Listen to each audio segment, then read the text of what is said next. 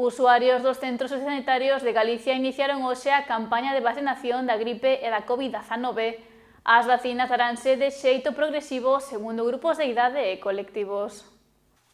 Esta mañá arrancou a campaña de vacinación fronte á gripe e a COVID-19 para os usuarios dos centros residenciais de Galicia.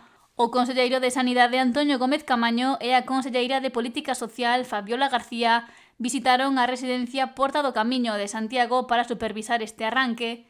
A campaña de vacinación deseñada pola Xunta estenderase ata o 31 de decembro e desenvolverase de forma progresiva, en función do programado para os diferentes colectivos e grupos de idade ata chegar a toda a poboación diana.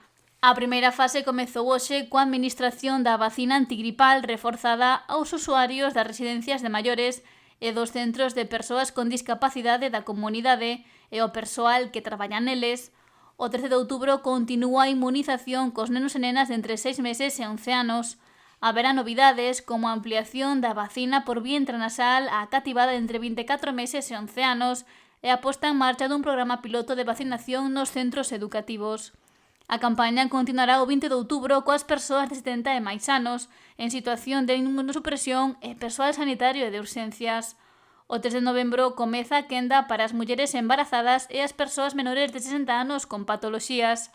Unha semana despois iniciarase para o grupo de 60 e máis anos, quedando fixado o 1 de decembro para o resto da poboación.